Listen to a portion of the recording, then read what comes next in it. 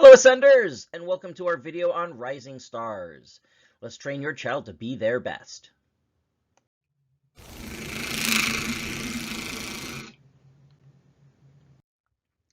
Alright, so let's start off with a discussion about motivation.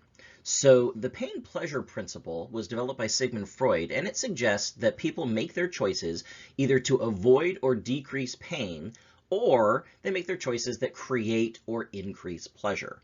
Now, it gets a lot more complicated than that, especially when avoiding pain or increasing pleasure are kind of at odds with one another. But we're going to talk about it in relatively simple terms so that we can get an idea about how to handle our kids and make sure that they can do their best. So there's quite a bit of research to suggest that avoiding pain and gaining pleasure guide all human interaction. Now, we're not going to get into a discussion about whether this is absolutely true.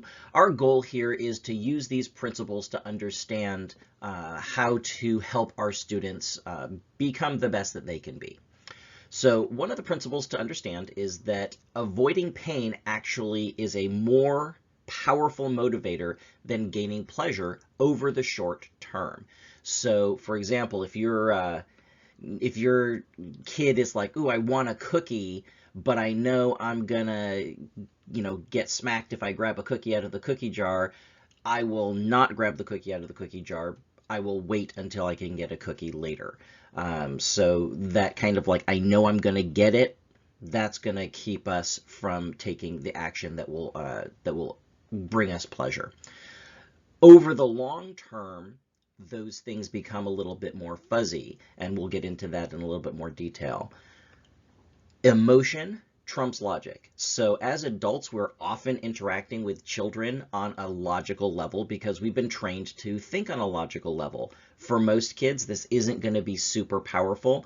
Their emotional reaction is going to be super powerful. So if we really give them a big, "Yeah, you did it," it may seem cheesy to us, but that is going to generate an emotional reaction in the child, which is going to be super powerful.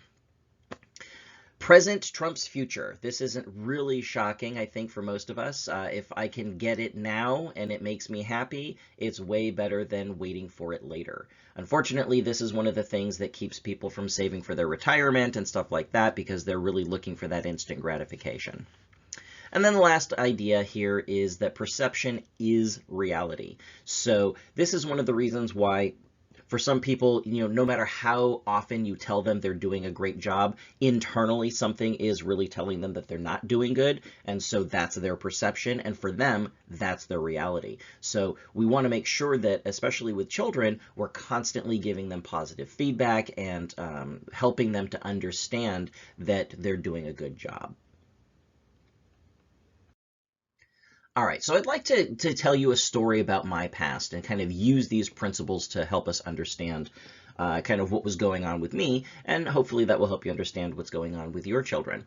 So I used to play different sports, but I always felt that I was just the worst at them. I was not athletic at all.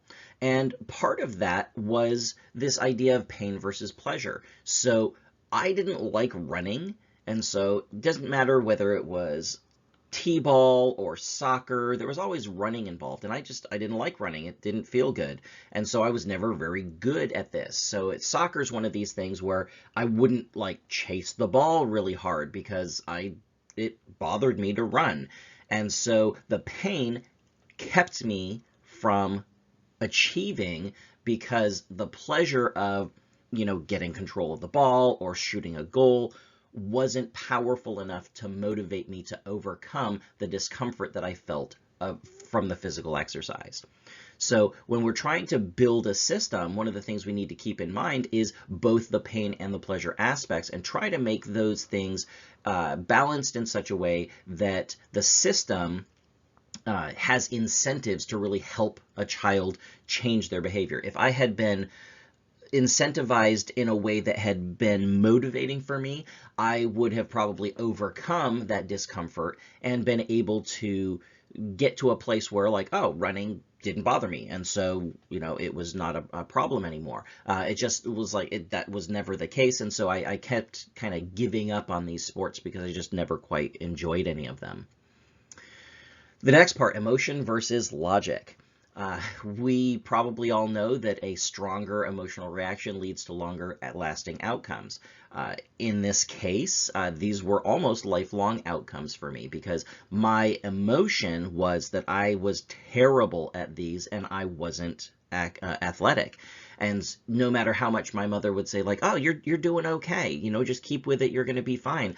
It was really a challenge for me because I didn't believe it. I didn't internalize it.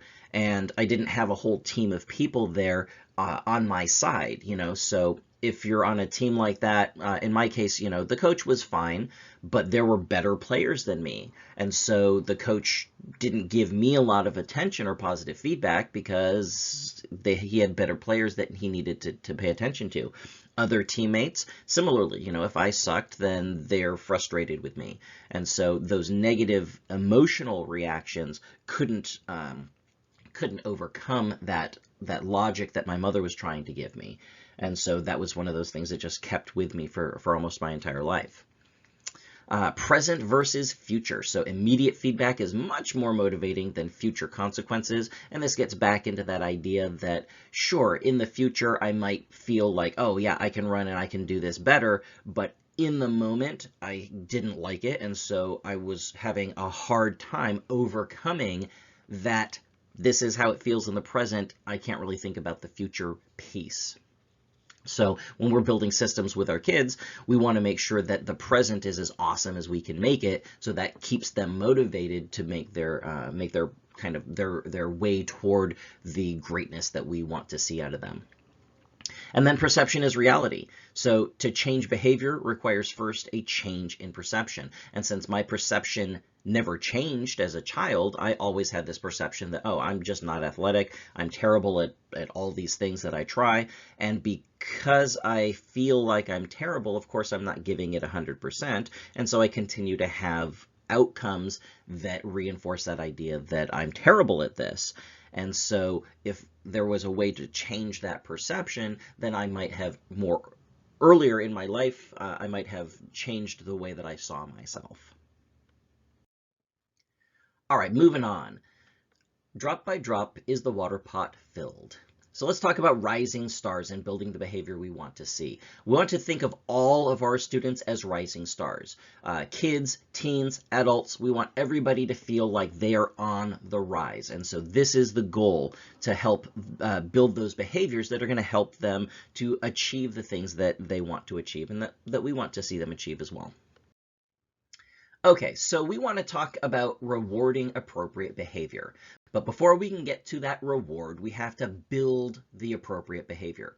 Now, I realize some of us probably grew up in a household where if we were doing things right, we got left alone, but if we were doing things wrong, we heard about it. What we want to do is kind of broaden that out a little bit so that when we're doing things right, we hear awesomeness about ourselves, and when we're doing things wrong, we hear how we can improve. So in order to achieve that, we really need to communicate the expectations. We need to make sure that they're as clear as possible. And then we're going to communicate the consequences.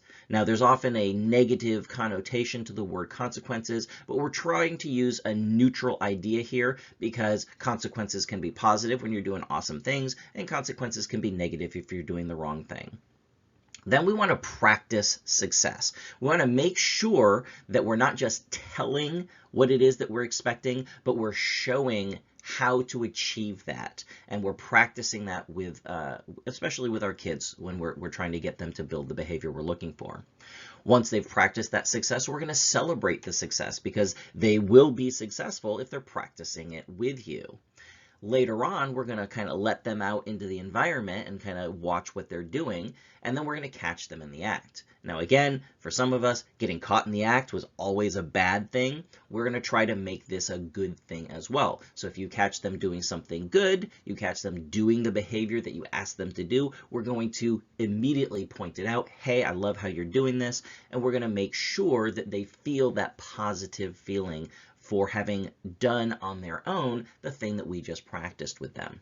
So an example of this is with my daughter, one of the big expectations was she would come to me when I called her. Didn't matter where she was or what she was doing, that was the expectation. She's not going to yell at me from the other room, she's going to come to where I am. I considered this a safety piece because if there was ever any danger, I could be able to call her and she would immediately run to me. That way I'm not like trying to have a conversation with her through whatever might be going on. Now, of course, there are going to be some exceptions. Occasionally, I will get a, I'm on the potty. And it's like, okay, so that's an exception. But generally speaking, even as a teenager, when I call, she immediately says, yes, Dad, and comes to where I am. And then we can have our conversation. So the expectation, as I told her, was when I call, when you hear me, you say, yes, Dad. That means that you heard me. I now know that you heard me because I have heard you, and I know you're on your way. So that was the expectation. The consequence is going to be, I'm going to be super happy with you and tell you what an awesome job you did when you do it. If you don't do it, then I'm going to come and find out why. And if it's because you heard me and chose not to come, then I'm going to explain to you again, hey, this is not okay. This is a safety thing. It's going to be uncomfortable for you to have to hear this over and over again. So that's going to be the negative consequence.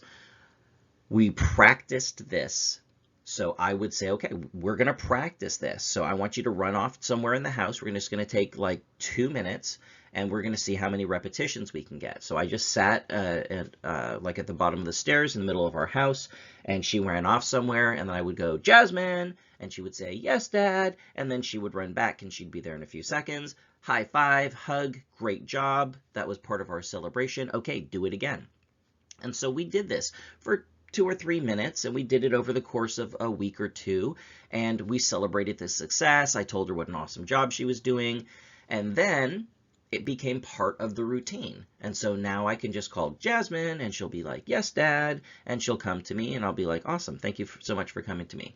And so then I'm catching her in the act by just every day, like, oh, I need to talk to her. I call her name. Boom. She says, yes, Dad, and comes to me. So now it's part of the behavior.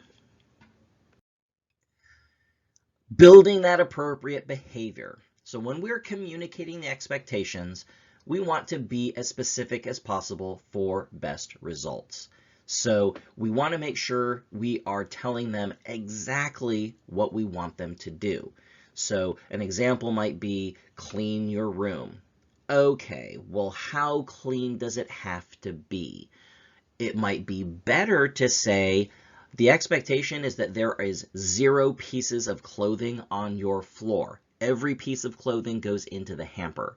Okay, now we're clear. If there's 1 piece on the floor, that's a fail. If the floor is clear of clothing, that's a win. If the clothing is stuck in the closet, that's a fail. If the clothing is in the hamper, that's a win. So now it's really clear what's going to be success and what's going to not be success. Next, communicating consequences. We want to have both positive and negative, as we said. My master loves to say, A behavior leads to A consequence.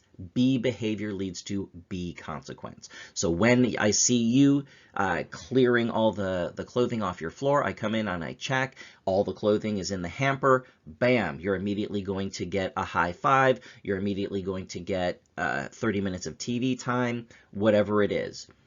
B leads to B. So if I come in and there's clothing on the floor, not only is the consequence going to be you have to clean it up right now, but you're going to lose 30 minutes of TV time, or you're going to lose access to your Game Boy, or whatever it is that's going to be that lever to kind of push them in the right direction. Then we're going to practice success. So if the goal is to make sure that there are no pieces of clothing on the floor, then we're going to say, okay, boom, pick up all the clothing off the floor. There we go. Good. Done. You want to do that again? Dump the clothing back out on the floor and have them pick it up and put it in the hamper again. Do this 3 or 4 times so that they're like, okay, yeah, I get it. It's concrete. There's no reason for this to be unclear. I know exactly what it is that I'm expected to do. And then we're going to celebrate that success. So every time they pick up the clothes and put it in the hamper, boom, high five, chocolate kiss, I don't know, whatever it is that's going to be that thing that's going to motivate them. So both those consequences, the positive ones and the negative ones, should be things that are motivating for your student. And it will really depend. You know, a piece of candy might motivate one kid. Praising words might motivate another kid. A hug might motivate some kids. A high five might motivate another one. So that's going to be that positive consequence. You know, you might have that kid who's awkward, and like a hug is going to be the negative thing. So you leave your clothes on the floor, I'm going to hug you. I don't know what it is for your kid. I think you're going to know what it is. But celebrating those successes and letting them know ahead of time what those consequences are going to be, those are the things that are going to be awesome. And then the last piece, again, catch them in the act, because they're going to be watching to see if you notice. This is one of the most important things that we do in classes every day, is we want to make sure that if we correct somebody, we say, hey, we want you to stand with your feet together. Next time we say set, we got to look at that kid and see if they've got their feet together. Because if they put their feet together and we don't say anything, they're going to think we're not paying attention. So in this case, you gotta check. You gotta, you know, hey, how's your room looking? Boom. Hey, you have no clothing on the floor. I knew you could do it, champ. Awesome job. And so you're paying attention. Because if you just say, hey, this is the thing, and then you never check on it, they're going to know. And so if the rule isn't ever enforced, it's not really a rule. And the kids are probably paying more attention than we are. So we really have to step up our game and make sure that we're checking on them from time to time, because they're going to be looking for it. Our goal for modifying behavior is to set up expectations in our kids so that they are looking ahead and trying to make decisions based on those expectations. So when we're talking about this idea of pain versus pleasure, by communicating our consequences, this is going to allow them to anticipate and make good choices. So they're responsible for what they're doing. They're not just reacting, oh my God, something bad happened to me and I'm going to react to this, but they're actually like, okay, so this is the expectation. I know what it is. I already know what my choices are. I already know what's going to happen when I choose A or I choose B, and I'm going to choose B, or I'm going to choose A. And it really depends, you know, if your child is being obstinate, then they might choose to do the thing that they know that they don't want you, or that you don't want them to do. That's going to be a different issue. But generally speaking, if we're setting up these things ahead of time, they're going to be making the choices that we want them to make. Similarly, when we're talking about emotion versus logic, we want to celebrate so that they feel good about the choices that they've made. And the bigger that celebration is, or the more consistent that celebration is, the more they're going to have consistently that positive emotional reaction to the choice that they've made, which is going to lead them to repeat that choice in the future. Again, present versus future. An immediate celebration gives them that positive association right now. And if we include anticipated rewards later, then we're covering both bases, both the present and the future. But the big thing is we have to celebrate now. You see this thing where talking about somebody in line in the grocery store, and the kid wants a pack of gum, and mom says, oh, well, we'll have ice cream later, and the kid's not having any of it because they want the gum now. The rewards later are less appealing. If we can use both, though, that's going to be twice as powerful. And perception really is reality. The more we show them that they are awesome, the more awesome they will become, because they're going to believe it. And so when we're just telling them what to do, if they fail and the constant reminder is you failed, you failed, you failed, then the reality is going to be I'm a failure. Whereas if we practice with them and we make sure to catch them in the act doing the things that we want them to do, the response that they're going to hear all the time is you're awesome, you're awesome, you're awesome. So it's not that we're never going to tell them that they did something wrong if they did something wrong, but when we do tell them that they did something wrong, we're going to help them find how to do the right thing. And then we're going to guide them and practice with them doing that right thing. And then we're going to watch. And as soon as they do the right thing, bam, we're immediately on top of that saying, yes, you did the right thing. See how awesome you are? And that's going to internalize that feeling of I'm doing good. I'm good. So what are the tools that we use at Ascent to help our students really become the rising stars that we want them to be? I love this quote: "Practice isn't the thing you do once you're good, it's the thing you do that makes you good." Thank you, Malcolm Gladwell.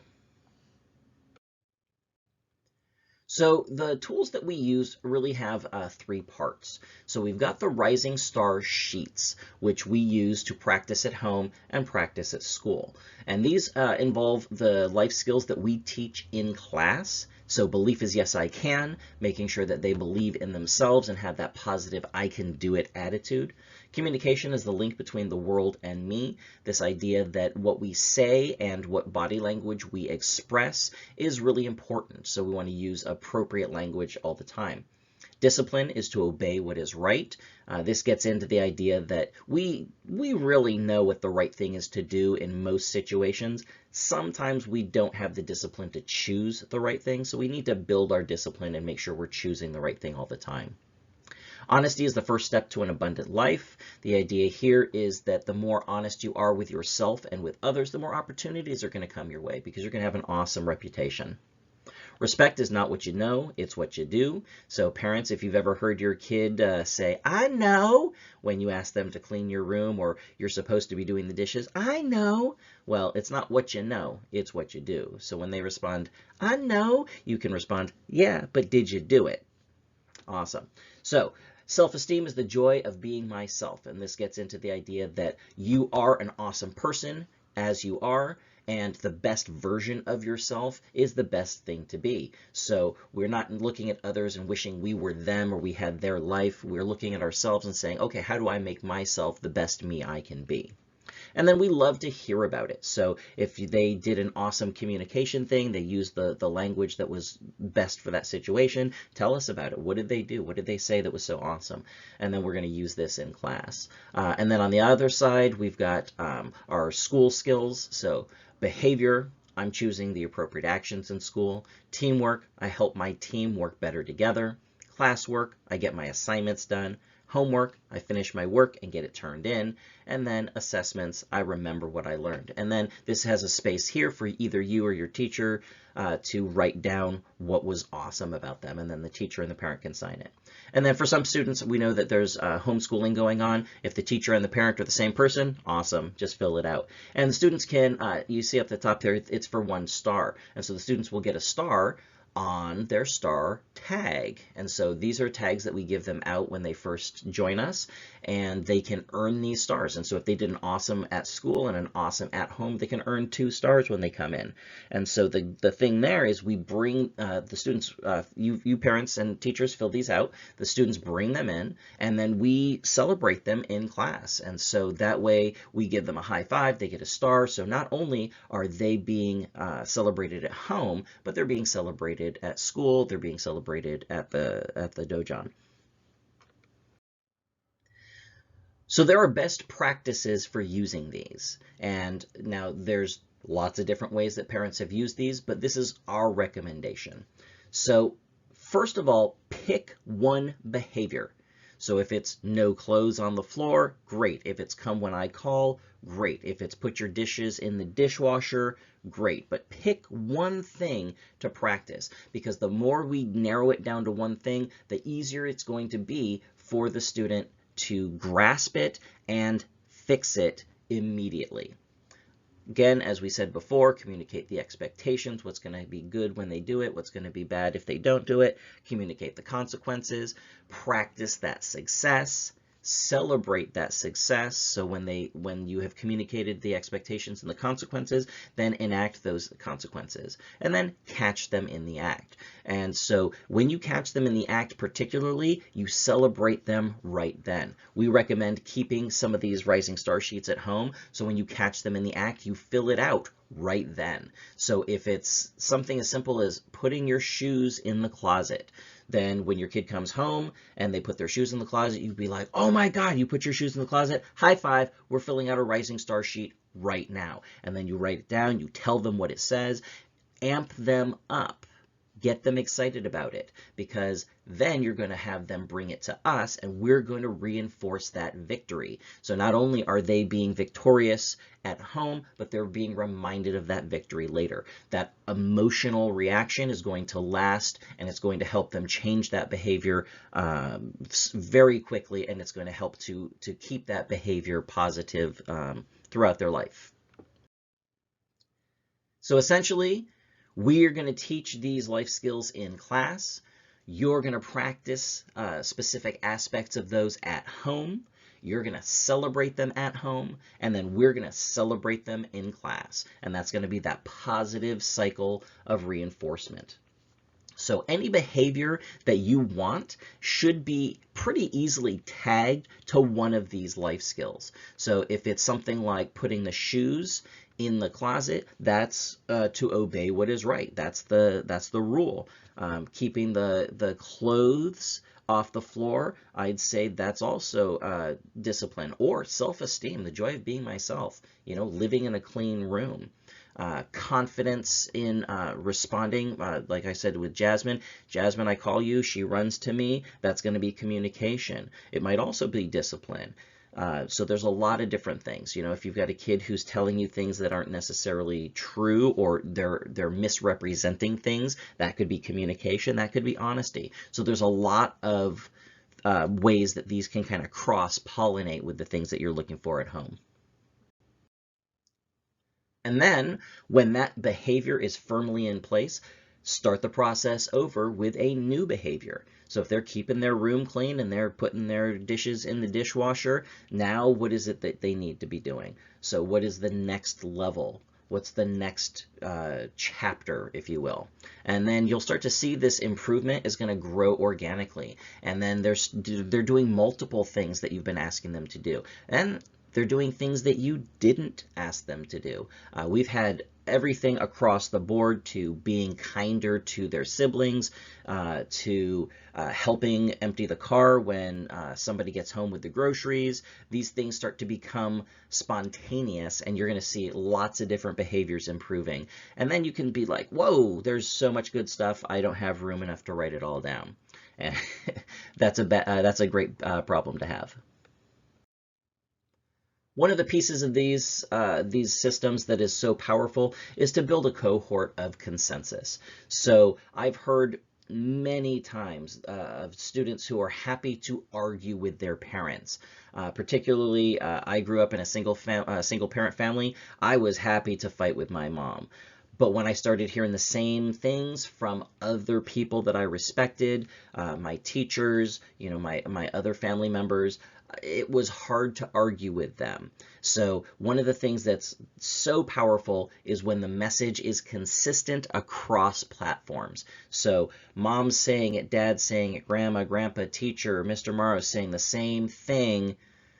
Wow, they must be right, because everybody's telling me the same consistent message. And that unified message is going to create a broad path for them to follow. So it's not going to be like, I can't find the way. No, we've cleared the way, we've paved it, you know exactly what the way is. So it's easy to follow that. And it's going to overcome those objections, because you can't fight everybody. If everybody's saying the same thing, all right, you're going to say, okay, fine, I get it. I'm going to do the right thing. And so that's one of the things that we want to make sure everybody knows. We are here to be part of that cohort. We're here to reinforce those messages. We want to let you know that these strategies are universal. So we've been talking a lot about kids, and we find that the star cards and the star reports, rising stars, these are useful for children of all ages up to about teenagers. So sometimes you start to get into the teenagers, and some of them are still into it, but others are like, hey, I'm not a little kid anymore, a star really isn't that useful to me. But the strategies are still useful for up to full-grown adults. So the tools are going to change. So if you have a student who is older and they're not going to do a star card or fill out a star report, but they did something awesome, have them come and tell us.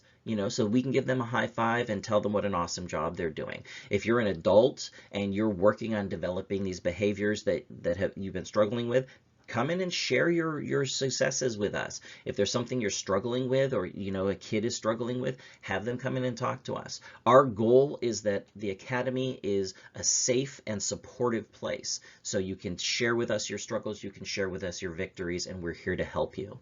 So that's it for me. Hope you've enjoyed this video. As always, if you have any questions, don't hesitate to ask. And remember, at Ascent Martial Arts, we change lives.